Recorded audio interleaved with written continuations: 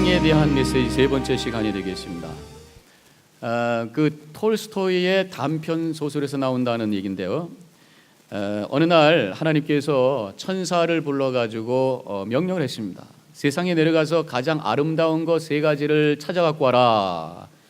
천사들이 돌아다니면서 찾았는데 장미꽃이 너무 아름다워서 장미꽃 한 송을 잘랐어요. 그 다음에 가다가 어린아이의 그 순진한 미소가 너무 아름다워가지고 그걸 준비를 했어요. 좀 이따 가다 보니까 그 어머니의 사랑이 너무 아름다워서 어머니의 사랑도 준비했어요. 그 세 가지를 가지고 하나님께로 가는데 시간이 오래 걸렸어요. 한참 있다 가서 보니까 장미꽃은 시들어버리고 어린아이의 웃음은 세월이 지나서 비열한 웃음이 되어버렸고, 그런데 여전히 한결같이 변하지 않고 아름다운 것이 있었는데 그것이 바로 어머니의 사랑이다. 이 사랑이 가장 아름답다는 그런 말씀이죠. 사랑이 가장 숭고하고 아름다운 마음인 줄로 믿습니다. 근데 그 사랑이 뭐냐라고 하는 것에 대해서 우리가 지금 쭉 말씀을 나누는데, 지난주에 복습을 잠깐 하도록 하겠습니다. 지난주에 제가 4개로 정의를 했어요. 그 메시지라고 하는 성경을 통해 가지고 4가지로 정의를 했는데, 첫째로는 사랑은 포기하지 않는 것이다 그랬습니다. 어떤 사람에 대해서 기대하고 기도하면서 기다리는 것이 사랑이다 말씀을 드렸어요. 또 한 가지는 다른 사람에게 더 마음을 쓰는 것이다. 나만 생각하는 것이 아니라 다른 사람이 어떻게 생각할 것인가를 배려하는 그런 것이 온유고 사랑이다 이 말씀을 드렸어요. 또 세 번째로는 내가 갖지 못한 것을 바라지 않는 것이다. 갖고 있지 못한 것을 바라다 보니까 시기와 질투 이런 것이 생기니까 지금 나에게 주어진 모든 것을 자족하는 하나님의 은혜를 감사하는 것이 바로 믿음이 자라는 밭이다. 말씀은 사랑이 자라는 밭이다 이렇게 말씀드렸잖아요. 네 번째로는 뽐내고 자랑하지 않는 것이다. 교만이라고 하는 것이 우리의 사랑을 막는데, 교만을 내려놓을 때에 사랑의 통로가 열리고 사랑이 시작이 된다 이런 말씀을 드렸어요. 기억하십니까? 글쎄 다들 일주일 지나시면서 다 또 왔다 갔다 내려놓고 오셨는지 모르겠는데요. 자, 4가지를 우리가 지난주에 배웠고요. 자, 고린도전서 13장 4절부터 7절까지의 사랑에 대한 정의가 15개 나오는 거예요. 15개 나오는데, 특별히 오늘 지금 5절과 6절의 반을 가지고 5개의 정의를 말씀을 나누는데, 지난번에도 그랬습니다만 이번에는 완전히 다 마찬가지인데요. 이런 것이 아니다라는 말씀을 하고 있어요. 사랑은 뭐뭐뭐가 아니다라는 말씀하고 있어요. 사랑은 뭐뭐다라는 표현보다는 사랑은 뭐뭐가 아니다라는 표현을 하고 있는데, 왜 그랬을까 생각을 해보니까 우리가 너무나도 사랑이 아닌 모습을 가지고 살고 있어요. 그래서 이것도 사랑이 아니야, 그렇게 하면 사랑이 안 돼, 이렇게 하면 사랑이 아니야, 그거를 가르쳐 주시면서 사랑이 아닌 것을 잘라내게 하시고 사랑이 무엇인가를 찾게 하는 것이 주님의 뜻인 줄로 믿습니다. 다음 주의 내용은 이것이 사랑이다라는 말씀이 나오고, 오늘은 이런 것이 사랑이 아니다 이런 말씀을 하고 있어요. 5가지를 말씀을 할 텐데, 오늘도 메시지의 번역과 비교를 하면서 말씀을 나누겠습니다. 첫 번째로는 사랑은 무례히 행하지 아니하며, 이것이 오늘 봉독한 말씀의 내용이고요. 메시지 번역에 보면 이렇게 나옵니다. 사랑은 다른 사람에게 자신을 강요하지 않는 것이다 이렇게 말씀하고 있어요. 먼저 이 무례히 행치 않는 것, 무례히 행치 않는 것, 그것은 뭐예요? 예의 있게 행동하라는 거죠. 그래서 사랑은 먼저 예의를 가지고 상대방을 존중해주고 또 인사하는 것부터 시작이 된다, 그런 생각이 들어요. 여러분, 인사라는 게 별거 아닌 것 같지만 사실은 굉장히 중요한 의미가 있습니다. 그 사람을 향해 인사한다고 하는 것은 그 사람의 존재를 긍정하는 것, 당신이 존재하는 사람이다라고 하는 것을 인정해 주는 것이 인사예요. 그래서 인사 안 한다고 하는 게 단순히 그냥 예의 없다 이 정도가 아니라 그 사람의 존재를 인정하지 않는 거란 말이죠. 그래서 우리가 살다 보면 서로 불편해서 어떨 때는 막 얼굴을 돌리는 분도 있다고 그러는데, 그건 정말 큰 잘못입니다. 그 사람의 존재 자체를 인정하지 않는 거예요. 인사하는 것도 사랑이다라는 말씀이 오늘 봉독한 말씀이 있습니다. 그런데 이 메시지에서는 이 무례한 것을 다른 사람에게 자신을 강요하지 않는 것, 강요하는 것을 무례한 것, 무리하지 않은 것, 사랑이라고 하는 것은 자신을 다른 사람에게 강요하지 않는 것이라고 해석을 하고 있습니다. 자신을 강요한다는 게 뭐예요? 주장하는 거예요. 내 생각만 옳다고 우기는 것이, 이것이 사랑이 아니다, 그런 말씀이에요. 물론 우리는 내 생각을 표현은 해야 되지요. 그러나 주장해서는 안 된다는 말이에요. 주장하고 강요할 때에 사랑이 무너지게 되고 관계가 깨지게 되는 것입니다. 그렇다면 우리가 주장하지 않는다라고 하는 건 뭐냐? 다른 사람의 생각을 들어주는 거예요. 다른 사람의 생각을 들어줄 수 있는 공간을 내 속에 갖고 사는 것이 사랑하는 사람이다라는 것입니다. 자, 그렇다면 다른 사람과 만나고 대화하고 그 사람의 이야기를 들어줄 수 있는 공간을 만들기 위해서 어떻게 될 거냐? 두 가지 생각을 할 수 있어요. 한 가지는, 여러분들 잘 생각해 보세요. 내 생각이 조금은 틀릴 수 있다고 하는 것을 인정하셔야 된단 말이에요. 내 생각은 무조건 다 맞아. 이러니까 주장하게 되고 강요하게 되고 그래서 문제가 생겨요. 내 생각도 틀릴 수 있다라는 생각을 할 때에 공간이 이렇게 만들어져서 다른 사람 얘기에 귀를 기울이게 되고 거기서 대화가 되고, 대화가 될 때 사랑이 만들어진다는 거예요. 또 한 가지는 그런 공간을 만들기 위해서는 다양한 생각은 사람마다 다 다르다라고 하는 다양성을 인정해 주는 거예요. 그 사람이 나이가 많던 적던 어린아이건 노인이건 뭐 많이 배웠건 못 배웠건 그것이 중요한 게 아니라 사람마다 생각이 다 다르고 그것은 다 귀한 것이다라고 하는 것을 인정해 줄 때에 거기서 공간이 만들어지고 대화할 수 있는 공간이 만들어지고 거기서 사랑을 나눌 수가 있는 것이에요. 사람들은 다 다릅니다. 기질이 다 다르고 또 삶의 경험이 다 다르고 또 사연들이 다 있기 때문에 나름대로의 마음의 세트가 있어요. 마인드셋, 생각하는 틀이 다 달라요. 똑같은 것도 다르게 볼 수 있는 눈을 우리가 갖고 있다고 하는 것이. 예를 들어서 물을 보면은 저 같은 사람은 아주 좋아요. 왜냐하면 수영을 좋아하니까 물이 좋고 또 피싱을 좋아하니까 좋아요. 근데 어떤 사람은 물을 보면 싫어요. 어렸을 때 빠져 죽을 뻔했던 경험 때문에 근처도 가기가 싫어요. 똑같은 물이지만 달라요. 또 수제비를 보면은 저는 뭐 뭐든지 잘 먹으니까 좋아요. 어떤 사람은 수제비 보면 옛날에 가난했을 때 너무 지긋지긋하게 먹어가지고 보기도 싫어요. 똑같은 거 가지고 좋을 수도 있고 싫을 수도 있다는 게. 또 감성이 다르기 때문에 어떤 것을 감상할 때도 다릅니다. 그림을 보고 어떤 사람은 거기서 아름다움을 발견하는데 똑같은 그림을 보고 그런 추상하겠죠. 어떤 사람은 내가 이거보다 더 잘 그리겠다 뭐 이런 얘기를 하는 사람도 있어요. 또 똑같은 음악을 들어도 한 사람은 눈을 감고 너무 감동해서 눈물이 쫙 흐르는데 옆 사람은 눈을 감고 졸고 있다 그런 얘기를 한 말이에요. 똑같은 음악인데 느낌이 달라요.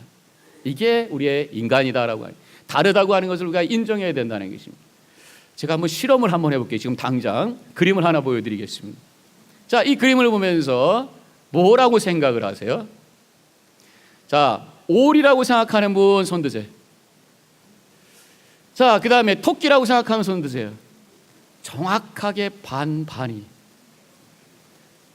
어떻게 보면 토끼고 어떻게 보면 거위고 아직도 한 가지만 보이는 분 고집 세신 분이. 이렇게 보면 저렇게 보이고 이렇게 보면 이렇게 보이는, 이게 바로 우리의 모습이라고 하는 것이. 치워주세요. 그만 보게 해주세요.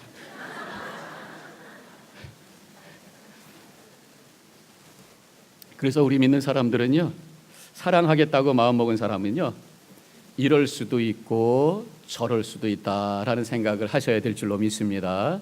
따라서 한번 해볼까요? 이럴 수도 있지, 저럴 수도 있지. 똑같은 거 가지고 이렇게 생각할 수도 있고 저렇게 생각할 수도 있지. 그 다양성을 인정하면서 함께 대화할 수 있을 때에 거기서 사랑이 만들어진단 말이에요. 그래서 우리가 많은 사람들이 모여서 이렇게 교회를 이루고 많은 사람들이 함께 일할 때에 하나의 어떤 결정을 해야 되잖아요. 근데 많은 사람들이 다 생각이 달라요. 그것을 만들어가는 과정을 우리가 토론이라고 그러고 회의라고 그러는 거예요. 그래서 사랑을 하겠다고 마음을 갖고 있는 사람들이 모인 곳에는 토론이 잘 되고 회의가 잘 되게 됐단 말이에요. 그래서 우리가 그런 얘기합니다. 회의하다가 회의가 든다 그런 얘기가 있는데, 저는 우리 뉴저지 연합교회가 앞으로 회의가 은혜스럽게 되기를 주님의 이름으로 간절히 축원합니다. 그게 바로 서로의 다양성을 인정하고 함께 사랑하겠다고 하는 마음이 있을 때에 서로 들어주면서 제3의 좋은 의견을 만들어가는 그런 성숙한 과정을 함께 이루어가게 될 줄로 믿습니다. 두 번째로 사랑이라고 하는 것은 뭐냐? 자기의 유익을 구하지 아니하며 이렇게 되어 있어요. 메시지에는 이렇게 번역이 되어 있습니다. 사랑은 내가 먼저야 라고 말하지 않는 것이다. 저는 이 메시지 번역을 통해서 깨달아지는 것이 유익을 구하는 것 그 자체가 문제가 아니라는 거예요. 우리는 나름대로 뭐 비즈니스를 한다든가 할 때에 다 이익을 찾고 유익을 구합니다. 근데 문제는 다른 사람보다 나의 유익만 구하는 게 문제라는 것이. 다른 사람들은 생각하지 않냐고 나만 돈 벌고 나만 유익하고 나만 이익이 있겠다고 생각할 때에 그때 관계가 깨지고 사랑이 무너지게 되어 있다고 하는 것입니다. 모든 사람들은 똑같이 바라게 되어 있어요. 똑같이 원하고 있어요. 그렇기 때문에 그것을 인정하는 것 아주 쉬운 예로 어떤 것을 기다리고 있을 때 똑같이 기다리는 거예요. 그렇기 때문에 새치기 하지 아니하고 순서를 기다리는 것도 사랑이다. 이렇게 쉽게 얘기할 수가 있겠습니다. 사업을 할 때도 나만 장사 잘 되고 부자 되겠다고 하는 생각을 내려놓고 옆에 가게도 잘 되기를 바라는 그 마음을 가지고 비즈니스 할 수 있을 때 그것이 사랑의 사람이 아닐까 생각을 해보게 돼요. 특별한 얘기는 하지만 일본의 크리스찬인 미우라 아야코라고 하는 분이 계신데 그분이 빙점이라고 하는 유명한 소설을 쓰신 분이에요. 그분은 그냥 보통 평범한 부인이셨습니다. 근데 남편이 직장생활하면서 가져다 주는 돈이 너무 적어가지고 어떻게 할까 그러다가 동네에다가 구멍가게를 냈어요. 근데 이분이 너무 주님의 사랑으로 모든 사람들을 잘 대해주니까 많은 사람들이 자꾸만 찾아오고 그래서 비즈니스가 점점 잘 되는 거예요. 그랬을 때 남편이 뭐 반 농담 반 진담 이렇게 해가지고 말씀을 했어요. 지나가다가 여보 이러다가는 우리 장사 잘 되는 건 좋은데 이 동네에 있는 가게 다 문 닫게 생겼네 그랬어요. 그랬더니 이 아야코 여사가 그것이 가슴에 담겨가지고 어떻게 할까 그러다가 물건을 줄이기 시작하고 어떤 때는 몇 가지 물건을 아예 갖다 놓지도 않고 손님들이 오면은 그 찾으면은 저쪽 가게 가서 사라고 그러고 그러면서 손님들을 오히려 나눠주게 되었다고 하는 것이. 그래서 시간이 생겨가지고 이분이 영감을 받기 시작하고 그러면서 글을 쓰기 시작했을 때 그 글이 빙점이라는 글이 만들어지고 많은 사람들이 사랑받는 그런 글이 되어서 구멍가게 주인 아줌마가 아니라 많은 사람들에게 영향을 끼치는 위대한 인물이 되었다고 하는 그런 이야기가 있습니다. 드라마틱하고 극단적인 예이지만 이것이 사랑의 모습이 아닌가. 자기의 유익을 구하지 않으면 내가 먼저야라고 말하지 않는 그 사랑의 모습을 이 여인을 통해서 미우라 야키코라는 분을 통해서 우리가 보게 됩니다. 또 한 가지 사랑의 정의는 성내지 아니하며 이렇게 되어 있어요. 메시지에는 화내지 않는 것 이렇게 되어 있고 이 메시지의 영어판에 보니까 doesn't fly off the handle, doesn't fly off the handle. 그것은 무슨 얘기냐면 fly off라고 하는 것은 날아가는데 손에서부터 팍 날아가 버린다는 거예요. 그래서 이 자제심을 잃는 것을 얘기하는 거죠. 우리 한국식으로 쉽게 얘기하면 뚜껑이 열리는 걸 얘기하는 겁니다. 그 사랑이라고 하는 것은 자제심을 잃지 않는 것. 사랑이라고 하는 것은 화내지 않는 것. 이것이 바로 성경 말씀의 정의라고 하는 것입니다. 사람의 얼굴은 참 다양해요. 제가 한번 찾아봤어요. 사람의 얼굴이 어떤 것이 있나 그림을 찾아봤더니 이렇게 6가지 얼굴이 있습니다. 이거 말고도 뭐 다양한 수십 가지 만들어 놓은 것도 있는데 대표적인 것이 이제 6가지가 있어요. 뭐 웃는 얼굴, 우는 얼굴, 기쁜 얼굴, 화내는 얼굴, 뭐 여러 가지가 나오는데 제가 가만히 생각해 보니까 이 사람만 웃는 얼굴을 할 수 있다라는 생각이 들어요. 사람의 얼굴은 참 근육이 발달돼 가지고 다양한 얼굴을 만들 수 있는데 그 중에 사람이 환하게 웃는 얼굴을 만들 수 있어요. 제가 강아지를 지금 10년째 키우는데 한 번도 제가 강아지가 입을 이렇게 열고 하하하 해본 적이 없어요. 꼬랑지만 흔들어 귀만 내려놓고 그게 이제 기분 좋다는 표현이지 뭐 입을 열고 얼굴 표정을 가지고 막 그런 것 같지는 않아요. 그런데 짐승은 확실하게 표현하는 얼굴이 하나 있어요. 으르릉 하는 거 있잖아요. 화가 났을 때 으르릉 하는 것은 확실하게 표현합니다. 그래서 저는 그런 깨달음이 생겼어요. 우리가 기뻐하고 미소 지을 때는 이게 인간의 모습이에요. 하나님의 형상이 회복된 모습인 줄로 믿습니다. 그런데 화낼 때의 모습은 짐승으로 전락된 모습이라고 생각해. 그래서 우리가 막 다른 사람 앞에 화를 냈을 때 충격받으셔야 돼. 내 얼굴 속에 이런 짐승 같은 얼굴을 내가 보여줬구나 라는 생각 가지고 충격받으시고 내 마음을 다시 한번 다스려야 되겠다, 거기에 소망이 있게 되는 줄로 믿습니다. 성경에서는 화내는 것이 사랑이 아니라고 말씀하셨어요. 근데 우리가 왜 화를 내는가 한번 생각을 해보면요, 몇 가지 그 이유를 생각을 해볼 수 있는데, 첫 번째로는 내 마음대로 내 뜻대로 되지가 않아서 그런 거예요. 사람은 내 뜻대로 되고 싶은 마음이 있습니다. 근데 그것이 강하면 강할수록 분노가 더 크게 자주 나오게 되어 있다고 하는 것이죠. 그래서 제가 지난주에도 말씀드렸습니다만, 이 분노라고 하는 것은 결국 내가 교만하다고 하는 것의 증거라는 거예요. 내 마음대로 하고 싶고 내 원하는 대로 통제되고 컨트롤되고 싶은데 그게 안 됐을 때 분노로 나온 내 중심적인 생각이 드러나는 것이 바로 분노라고 하는 거죠. 그래서 우리 믿는 사람들은 세상은 내 뜻대로 되는 것이 아니다라는 것을 인정할 때에 겸손하게 되고 그때 사랑이 만들어지게 되는 것이에요. 또 한 가지 화를 내는 이유는 뭐냐면 억울한 마음이 들어서 내가 당했다고 생각하는 것이, 피해를 당했다고 생각하는 것. 그 사람이 나를 무시했다, 그 사람이 나를 함부로 대했다. 근데 사실 그것도 아닌데 그렇게 쉽게 느껴지는 분들이 계셔요.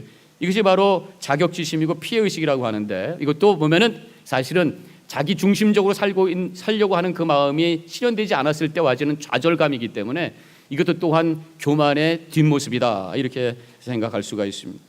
또 화를 내는 이유는 마음이 급해서 그래요. 기다릴 수 있는 마음이 우리가 필요합니다. 우리 한국 사람들이 특별히 화가 많은 이유, 한국 사람들은 욱한다고 그러죠. 욱한다고. 급해서 그래요. 빨리빨리 문화가 화도 만들어낸 것 같습니다. 저는 그렇게 믿습니다. 천국은 천천히 가는 것이, 함께 더불어 같이 가는, 거기에 행복한 공동체가 세워지게 되는 줄로 믿습니다. 또한 화를 내는 이유는 어떤 때는 분노가 습관이 돼서 이렇게 화를 잘 내는 분도 있는 것이 아닌가 생각이 듭니다. 분노도 중독성이 있는 것이 아닌가 생각이 들어요. 자꾸만 화를 잘 내는 이유가 보면 뭔가 좋은 것이 있기 때문에 그렇겠죠. 이 화라고 하는 것은 내가 힘을 사용하는 느낌이 드는 것이, 다른 사람을 내 감정으로 제압한다는 느낌이 들어요. 다른 사람을 내가 통제한다는 느낌이 들어요. 그래서 어떤 그 힘에 대한 어떤 그 느낌 때문에 와지는 뭐가 있다라는 생각이 들고요. 또 화를 내면 속이 시원해, 감정이 풀어지는 거예요. 그래서 카타르시스를 생각합니다. 카타르시스를 느끼게 돼요. 이렇게 반복하다 보면은 뇌가 익숙해져요. 그래서 어떤 문제가 생길 때 쉽게 화를 자꾸만 내면서 그것이 습관이 되는 경우가 있다고 하는 게 큰일 난 문제입니다. 제가 지난번에 언젠가 말씀드렸습니다만, 화를 낼 때 입김을 가지고 글래스에다가, 찬 글래스에다가 담았더니 침전물이 생겼는데 갈색 침전물인데 그것을 모아가지고 쥐에다가 주사를 콱 했더니 쥐가 확 죽었다, 그런 얘기예요. 독이 나온다, 그런 얘기란 말이에요. 내가 화를 내고 있을 때 나의 영혼도 파괴시키고 주변의 영혼도 파괴시키는 독을 내가 뿜어내고 있다는 생각을 하면서 이런 것을 바꿔야 된다고 하는 것입니다. 그러므로 자신의 격한 감정을 다 잘 다스릴 수 있는 사람은 성숙한 사람이고 사랑할 줄 아는 사람인 것이. 에베소서 4장 26절에 이런 말씀이 나옵니다. 다 같이 함께 읽겠습니다. 분을 내어도 죄를 짓지 말며 해가 지도록 분을 품지 말고 그랬어요. 분을 내어도, 하나님께서는 우리가 화나는 것은 이해하신다, 그런 말씀이에요. 살다 보면은 의견이 서로 달라서 충돌할 수도 있고 내 뜻대로 되지 않아서 화는 날 수가 있는 건데, 문제는 죄가 되도록 하지 말라, 그런 말씀입니다. 죄가 되지 않게 하기 위해서는 어떻게 하는가? 그 화나는 감정을 그냥 감정의 끈을 풀어버리면 안 되는 거예요. 그것을 소화하셔야 되는 것이고, 이 분노의 감정이 미움으로 흘러가도록 하면 안 된다는 것이. 분노는 순간의 파괴적인 감정이고 미움은 마귀를 초대하는 지속적인 마음의 공간이라고 하는 것을 우리가 이해를 해야 된다는 것이. 에베소서 4장 27절에서는 그렇기 때문에 이렇게 말씀하셨습니다. 마귀에게 틈을 주지 말라. 분노하지 말라는 말씀하신 다음에 마귀에게 틈을 주지 말라. 그냥 놔두면 마귀가 그 틈을 삐죽고 들어와서 내 영혼을 파괴하고 관계를 파괴하고 공동체를 파괴하는 그런 결과를 가져오니까 정신 차려라, 그런 말씀입니다. 그러면서 에베소서 4장 31절 그 2절 이하에 이렇게 말씀하셨어요. 너희가 모든 악독과 노함과 분냄과 떠드는 것과 비방하는 것은 모든 악의와 함께 버리고, 그래서 화내고 비방하는 것 악한 것이고 죄된 것이기 때문에 버려야 된다, 그런 말이죠. 사람이 화낼 때 보면은요, 다른 게 그 속에 들어갈 공간이 하나도 안 보여요. 화내면 분노 충만이 돼가지고 거기는 하나님의 영도 계실 곳이 없고 말씀도 들어갈 곳이 없고 다른 사람이 들어갈 곳이 없습니다. 그런데 저는 그런 생각해 보기에 화가 날 때 이것은 마치 풍선과 같아요. 풍선과 같아서 가득 채운 것 같지만 그 속에 공간이 생겨요. 그 공간에는 바로 이 미움이라는 감정이 들어가고 그 공간에는 악한 영이 들어가 가지고 결국 내 영혼을 파괴하는 결과를 가져올 수가 있다고 하는 것을 우리는 생각하셔야 되는 것이. 화를 조절하는 방법이 그럼 무엇일까? 그것은 무엇보다도 판단을 내려놓으셔야 돼요. 자꾸만 내가 내 중심적으로 판단하니까 정죄하게 되고, 정죄하니까 틀렸다고 생각하고, 틀렸다고 생각하니까 벌을 줘야 된다고 생각하고, 벌을 주니까 벌이 바로 분노와 미움이 돼가지고 그런 결과를 가져온단 말이죠. 믿음이라고 하는 건 뭐냐? 나의 죄성을 인정하는 것입니다. 믿음이라는 건 뭐냐? 모든 판단과 결정은 하나님의 것이라고 하는 것을 인정하면서 엎드려지는 것이 믿음이고, 바로 그것이 예배라고 하는 것입니다. 그래서 예배드리는 자는 하나님의 은혜를 경험하고, 예배드리는 자는 내가 판단하는 것을 하나님께 올려드리고 순종하겠다는 결정을 하기 때문에, 깊은 예배를 바로 드린 자는 다른 사람들을 판단하고 정죄하는 것이 아니라 사랑할 수 있는 능력을 회복하게 되는 줄로 믿으시기를 바랍니다. 화를 조절하기 위해서는 여유로운 마음을 가지셔야 돼요. 아까도 말씀드렸던 것처럼 너무 급하기 때문에 화가 나는 거잖아요. 특별히 교회라고 하는 것은 단위가 일주일이에요. 일주일마다 한 번씩 움직이기 때문에 굉장히 천천히 가는 거예요. 서둘리지 마셔야 돼요. 목표 이루는 것도 중요하지만 그 과정이 행복해야 돼요. 목표도 중요하지만 함께 그것을 이루려고 한다면 천천히 여유 있게 가려고 하는 마음이 있을 때에 우리는 거기서 갈등하지 않고 화내지 않고 움직일 수가 있다고 하는 것입니다. 세 번째로는 내 안에 어린 아이를 돌보라. 이게 굉장히 여러분들이 처음 듣는 말씀일 될 수도 있습니다만은, 우리 자아가 성인 자아가 있고 그 안에 또 하나의 자아가 있다는 게, 이게 하나가 되면 좋겠는데 때로는 이것이 두 개가 되는 것이.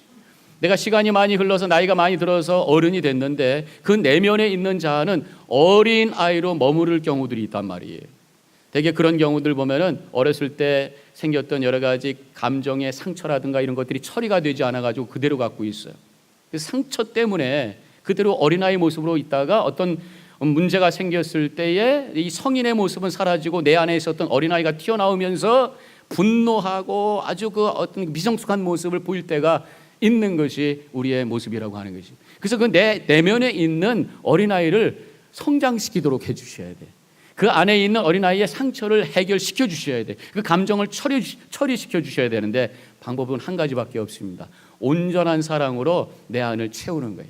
하나님의 사랑으로 충만할 때만이 내 안에 있는 그 어린아이가 성숙해짐으로 하나님께서 원하시는 복된 삶을 살게 되는 줄로 믿으시기를 바랍니다.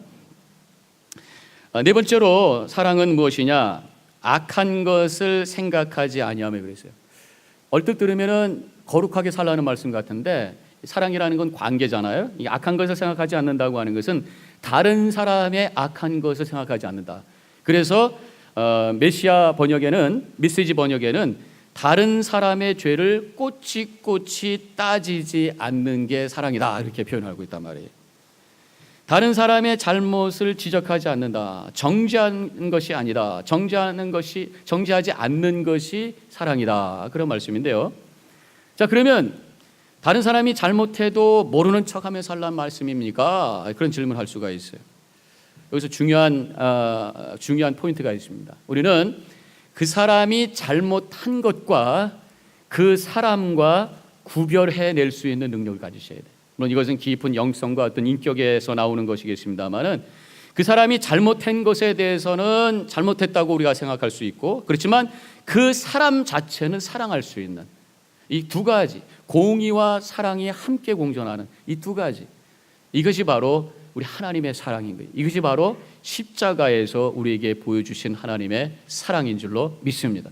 그래서 하나님께서는 십자가를 통해서 죄의 값은 사망이라고 하는 그러한 공의를 선포하셨어요. 우리가 죄인이라고 하는 것을 분명히 말씀하셨어요.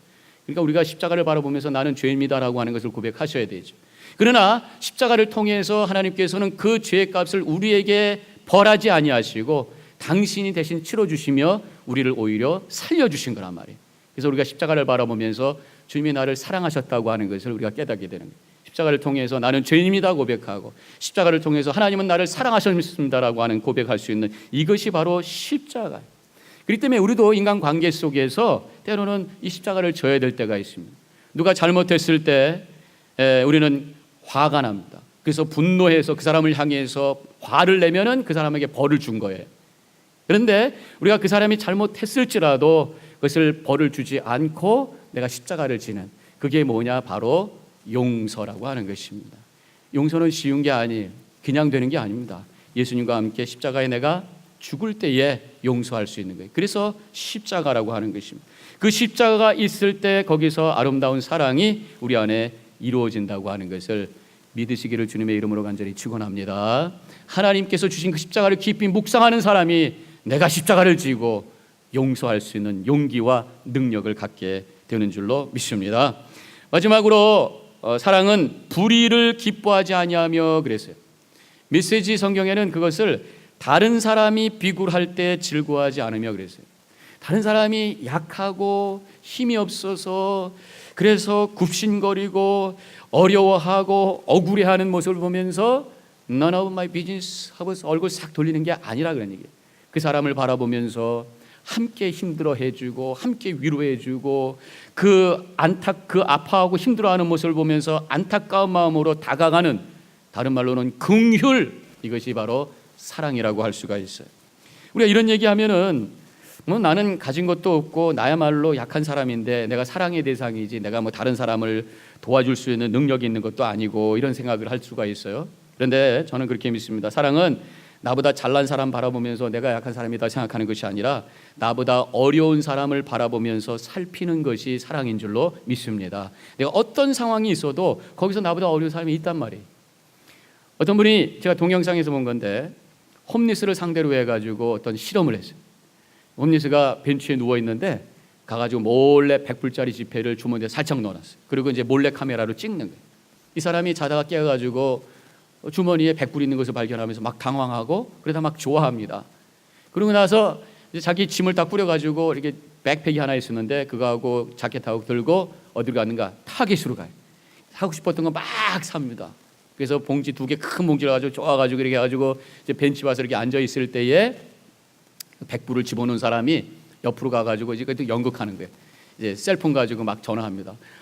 지금 우리의 딸이 아픈데 열도 펄펄 끓고 있는데 돈이 없어서 약을 살 수가 없으니 이거 어떻게 큰일 났어. So bad, so bad. Oh my God. 그러면서 막 얘기를 친구하고 하는 거예요. 근데 이 홈리스가 옆에서 그걸 이렇게 들리니까 들어야지 어떻게. 듣고 있었어요. 이렇게 듣고 있었어요. 그러고 나서 이제 이 연극하는 사람이 그걸 딱 끝나고 나서 막 좌절감 속에 빠져 있는 것처럼 하면서 푹 하고 있으니까 그 홈리스가 이 사람한테 자기 백팩 좀 맡아달라고 줬더니 잠깐 있으라고 그러더니 그 봉지 2개를 들고 다시 타겟으로 갑니다. 그래가지고 그것을 다 리턴을 하는 거예요. 그리고 캐시를 받아갖고 와가지고 이 사람한테 돈을 주는 거예요. 그러니까 두 사람이 깜짝 놀라가지고 어떻게 당신이 나한테 이렇게 돈을 줍니까? 그랬더니 나는 나중에 건강하고 또 돈 생기면 그거 쓰면 되는데 내가 보니까 당신 딸이 지금 아파서 너무 많이 아픈데 더 심각한 것 같다. 이 돈을 쓰라고. 홈레스가 적선을 해준단 말이에요. 그러니까 이 사람이 너무 감동이 돼가지고 돈 100불을 돌려주면서 자기 주머니에 있던 또 다른 100불을 주면서 그 사람한테 Thank you very much 하면서 그 왜 내가 지금 이거 했는가라고 하는 거 쭉 설명하면서 서로 부둥켜 안는 그런 얘기가 나오는데, 아무리 어려워도 그 자신보다 더 어려운 사람을 바라보면서 함께 나눌 수 있는 이것이 바로 진짜 사랑의 모습인 줄로 믿습니다. 자, 제가 여러분들한테 숙제를 드리는데 앞으로 한 주간 살 때에 한번 사랑을 여러분들 삶 속에 이루어 보세요. 나 때문에 뭔가 감동할 수 있는 사람 한번 만들어 보세요. 그냥 사랑 얘기만 듣고 그냥 흘려는 것이 아니라 진정으로 여러분들 통해서 하나님의 사랑이 흘러감으로 하나님의 살아계심을 증거할 수 있는 하나님의 사랑의 통로로 쓰임받는 한 주간이 되시기를 주님의 이름으로 간절히 축원합니다. 그런 삶을 통해서 하나님께 영광 돌리시고 다른 사람들에게 기쁨과 행복을 나누는 그러한 은혜의 삶을 살아가시기를 주님의 이름으로 간절히 축원합니다.